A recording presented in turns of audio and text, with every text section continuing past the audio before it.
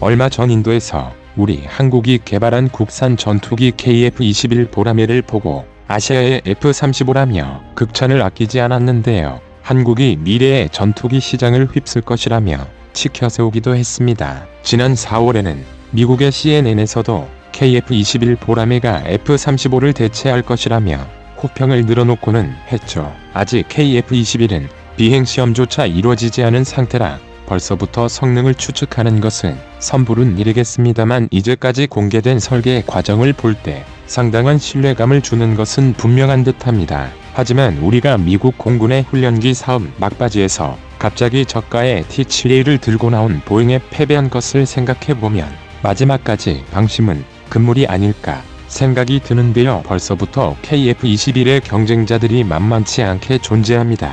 미군의 새로운 5세대 마이너스급 전투기가 될 것이라는 F-36 킹스네이크, 러시아의 새로운 단발 5세대 스텔스 전투기 수-75 체크메이트, 갈수록 늘어나는 주문량 덕에 단가가 더욱 내려가게 될 F-35까지 KF-21에 쟁쟁한 경쟁자들이 널려 있는데요. 하지만 비용이나 신뢰성 등을 생각했을 때 현재 개발되어 여러모로 성능을 검증받은 다른 군사 강국들의 4.5세대 전투기들이야말로 KF-21의 가장 강력한 경쟁자들이 아닐까 생각합니다.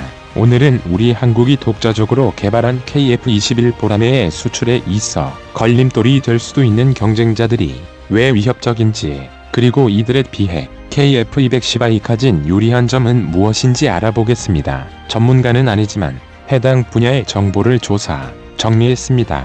본의 아니게 틀린 부분이 있을 수 있다는 점 양해해 주시면 감사하겠습니다. 나온 지 수십 년이 지난 F-16 전투기는 실전에서 검증된 뛰어난 성능과 저렴한 가격으로 전 세계에서 가장 많이 팔린 베스트셀러 전투기입니다. 오죽하면 적대 관계 있는 두 나라가 둘 다 F-16을 가지고 싸우는 경우가 나오는가 하면 외계인이 침공했을 때 인류연합군의 전투기는 F-160I 될 것이라는 말이 나올 정도인데요. F-16V 블라크 70/72는 이런 F-16의 가장 최신 개량형 4.5세대 전투기로서 AESA 레이더를 장착하고 있으며 최신 항전 장비들을 갖추고 있어 5세대 스텔스기가 활약하는 이 시대에서도 강력한 위력을 발휘합니다. 앞으로도 10에서 20년간은 여전히 강력한 경쟁력을 가지고 있는 것이 F-16V0I기에 본격적인 5세대 스텔스 전투기를 도입하기 힘든 국가들에게 여전히 매력적인 기종인데요.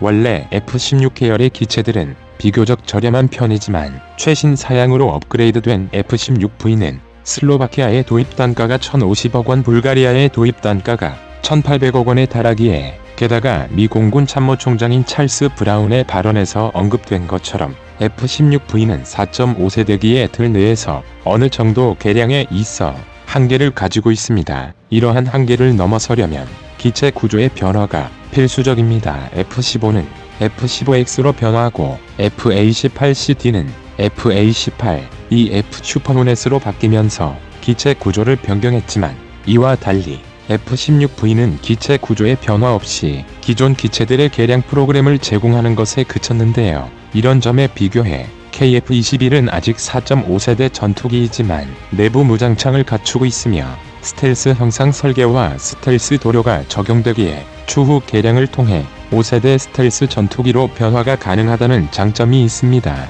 정말로 카이가 밝힌 것처럼 3D 프린팅 공법을 이용해 KF-210I 700에서 800억 원 이하의 가격을 가질 수 있고, 다양한 무장 통합에 성공한다면 KF-21은 F-16V와의 경쟁에서 승리할 수도 있을 겁니다. 다만 이미 F-16을 가지고 있는 국가들은 1,050억 원이 되지 않는 훨씬 낮은 비용을 들여 F-16V 사양으로 업그레이드할 수 있을 것이기에 이곳에서의 경쟁에서는 불리한 면도 있을 듯합니다. 현재 KF-21 보라매를 포함해 그 어떤 전투기도 폭장량에 있어서만큼은 F-15X를 따라갈 수 있을 만한 것이 없습니다. AIM-120M 중거리 공대공 미사일을 22발이나 탑재할 수 있는 전투기는 보잉의 F-15X가 유일하니까요. F-15E를 기반으로 하여 4.5세대 전투기로 변경된 F-15X는 강력한 AESA 레이더를 탑재하고 있는 데다 두증 혹은 EPAWSS 통합 전자전 체계까지 가지고 있어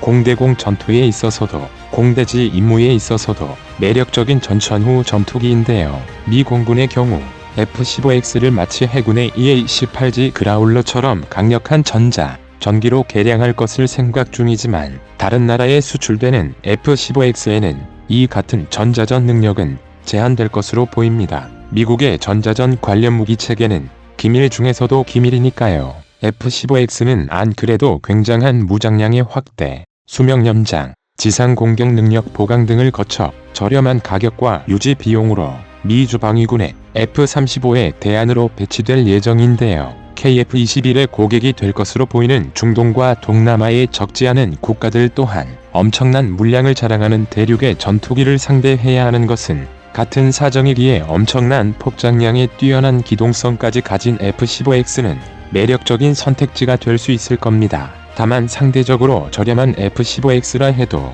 가격이 한화로 약 939에서 1021억 원에 달하기 때문에 KF-210i 처음 제시한 가격대로 나올 경우 이보다 가격이 비싼 편입니다. KF-210i 처음 제시한 가격대로 나올 경우 이보다 가격이 비싼 편입니다. F-15X의 시간당 유지 비용은 기존의 F-15들과 유사한 수준인 26,000에서 3만 달러 수준으로 예상되는데 우리의 KF-210i F-15X를 수출 시장에서 누르려면 시간당 유지비를 F-16과 비슷한 2만 달러 수준으로 낮출 필요가 있어 보입니다. 미 해군의 항공모함인 니미츠급 항공모함과 제럴드 R.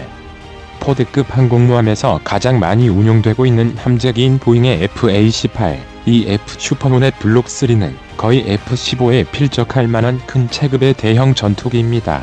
그래서 이전의 FA-18, CD 레거시 호넷에 비해 한 체급 위의 능력을 갖추고 있습니다. FA-18이 F가 미 해군 항공모함의 함재기로 이토록 많이 운용되고 있는 이유는 저렴한 유지비 때문이라 할 수 있는데요. 미 해군의 도입 가격이 한화로 겨우 599억 원 정도인데 이 정도면 KF-21의 가격보다도 더 저렴합니다. 현재 2020년대에도 미 해군은 이 FA-18, 이 F 슈퍼노넷을 도입하고 있을 정도로 여전히 사랑받는 기체인데요. 게다가 최강의 전기로 불리는 EA-18G 그라울러 또한 이 FA-18, 이 F 슈퍼노넷을 기반으로 만들어진 기체입니다. 독일과 호주 등의 국가는 이 EA-18G 그라울러를 도입해 운용하고 있는데요. FA-18, 이 F 슈퍼노넷은 뛰어난 성능의 AN/APG-79 AESA 레이더를 탑재한 4.5세대 전투기로 스키 점프대와 강제 착함 장치를 가진 STOBAR 방식의 항모의 함재기로 사용할 수도 있다는 장점이 있어 어쩌면 KF-21에게 있어 가장 까다로운 경쟁 상대가 될지도 모르겠습니다. 프랑스가 만든 4.5세대 전투기 라팔은 2000년대에 실전 배치가 이뤄진 이후 여러 번 업그레이드를 거쳤고 실전 경험을 통해 신뢰성을 검증받은 기체입니다. 작은 기체임에도 불구하고 많은 폭장량과 우수한 기동성을 가졌으며 유지 보수 측면에서도 좋은 모습을 보입니다. 이 때문에 라팔은 현재 미국의 전투기를 구매할 수 없는 제3세계 국가들에게 있어 상당히 매력적인 기종인데요. 라팔은 프랑스에서 독자 개발한 전투기로 전투기 본체는 물론 주요 부품, 엔진, 무장체계까지 프랑스 한 국가에서만 모두 조달이 가능하다는 장점이 있습니다. 우리 한국이 만든 K 흑표 전차나 K9 자주포가 독일에서 만든 파워팩을 쓴다는 점이나 FA-50 공격기가 영국에서 만든 사출 좌석을 쓴다는 점 때문에 해외 수출에 실패한 경우도 있는 것을 생각하면 라팔은 이 점에서 상당히 유리합니다. 프랑스는 우리 KF-21의 잠재 고객이기도 한 중동과 동남아시아의 국가들 유럽 국가들에게 적극적으로 홍보하고 있는데요. 라팔은 2030년 이후에도 생산될 것은 물론이고 대규모의 업그레이드 또한 계획되어 있기에 2040년 6세대 전투기인 FCAS가 나오기 전 KF-21의 가장 큰 경쟁자로 불리기도 하는데요. 가격으로 보자면 우리의 KF-210i 좀 더 저렴하지만 문제는 수출 시장에 등장하는 시기가 2028년이라는 것입니다.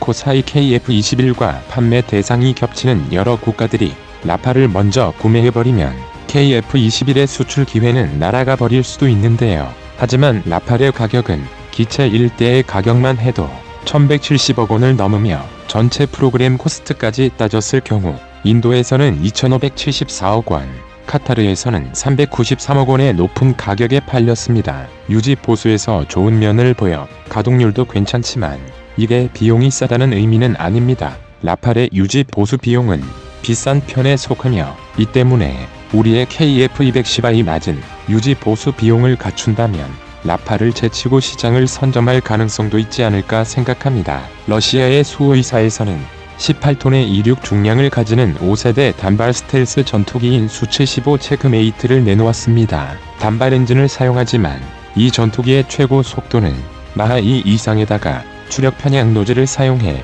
뛰어난 기동성까지 가지고 있다는데요. 미래전에 대응하기 위해 유무인 복합 전투 체계가 함께 개발되고 있으며 가격은 공식적으로 1대당 불과 350억 원 밖에 되지 않는다고 합니다. 아무리 1대당 순수 기체 가격인데다 옵션을 모두 빼버린 가격이라 해도 의심스러울 정도로 너무 싼 가격인데요. 정말 이 가격대로 나온다면 KF-21의 수출에 있어 가장 큰 걸림돌이 될 수 있습니다. 하지만 일명 까불어 까고 보니 역시 러시아제다 라는 말이 나올 정도로 러시아 무기들은 실제 성능에 비해 카탈로그상 성능이 과하게 부풀려져 있었던 경우가 워낙 많았습니다. 5세대 스텔스 전투기를 한 대당 350억 원에 만들 수 있다니 진짜인지 지켜볼 필요가 있으며 만약 이게 가능하다 해도 제 성능을 발휘할 수 있을지 의심스러운데요. 당장 공개된 기체만 해도 수평 꼬리 날개가 없고 수직꼬리 날개가 V자형으로 적용되어 마치 F-22와 경쟁했던 YF-23과 비슷한 형태를 가지고 있는데 이 같은 형태의 설계는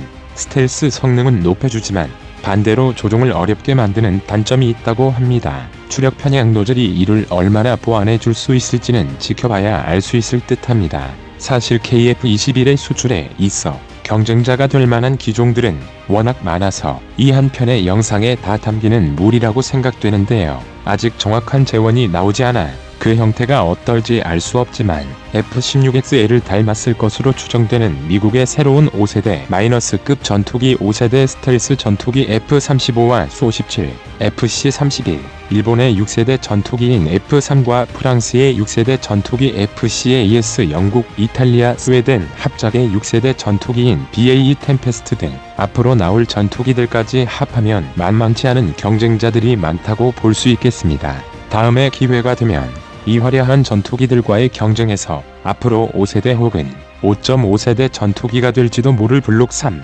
KF-210i 얼마나 활약할 수 있을지 생각해 볼까 합니다.